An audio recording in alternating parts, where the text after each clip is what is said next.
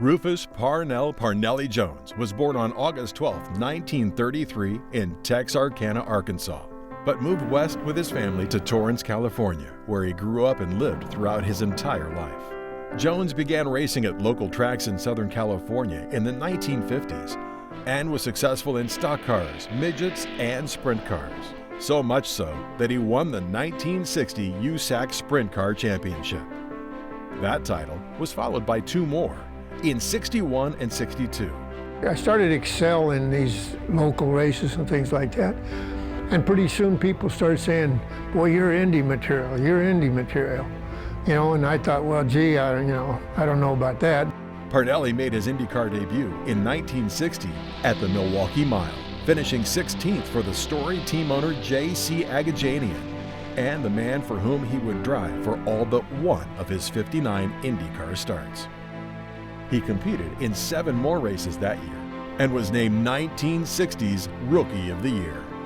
Jones made his first start at Indianapolis the following May, where he qualified 5th and ran up front until he was hit in the face with a stone, dropping him to a 12th by the finish, but good enough to be named 1961 Indy 500 Co-Rookie of the Year with Bobby Marshman. 1962 brought a 3rd consecutive season with Agajanian, 4 runner-up finishes, a win on the dirt at the Indianapolis State Fairground, and 3rd in the championship. But it was at the Indianapolis Motor Speedway where Parnelli made the most noise that year. On pole day, Jones was the first ever to qualify at over 150 miles per hour. Parnelli Jones believes records are made to be broken, and he qualifies at a new record speed of 150.370 miles per hour. In the race, however, after leading nearly 2/3 of it, a brake line failure resulted in a 7th place finish. In 1963, Jones again dominated from the pole, leading 167 laps and taking his first and only Indianapolis 500 victory as a driver. Victory and riches await Parnelli Jones, who has won the fastest Indianapolis 500-mile race ever run. I went to bed that night probably about 1 or 2 o'clock in the morning.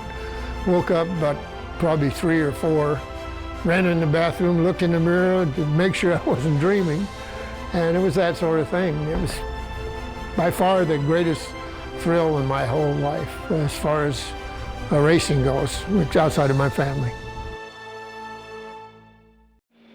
Jones would contest 4 more 500s, coming in 2nd in 1965.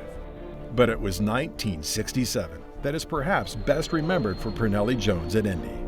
After 6 years driving for J.C. Agajanian, Jones was hired by Andy Granatelli to drive the revolutionary STP Paxton turbine car. From 6th on the grid, Jones immediately shot to the lead on the backstretch and dominated the race, until a bearing failure ended his day with just 3 laps to go. Unbelievable chaos here as the lead car has apparently dropped out of the race. Jones finished 6th in what would be his final IndyCar race. I have a certain appreciation for Parnelli's talent, something that I've seen early on, and the only thing is that he probably retired too early. He probably didn't show what he was really capable of. 6 IndyCar wins, 4 NASCAR wins, dominance in Trans Am competition, and even off-road and Pikes Peak victories. Parnelli Jones was one of the best. And retirement from driving in 1968 did not slow him down.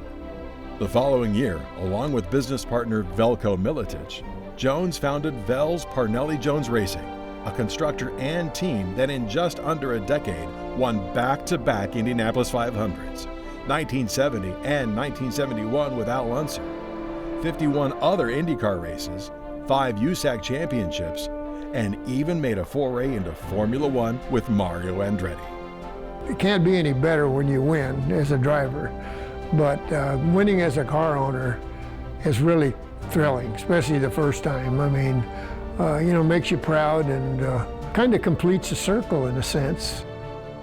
Parnelli Jones, I think, possessed probably the most genuine talent of any drivers that I've known.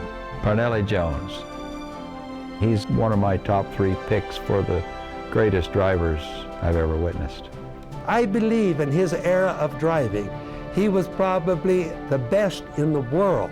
Parnelli and I raced many, many miles together, and to beat him, you had to be on your toes because he was a good race driver and a hard-charging race driver.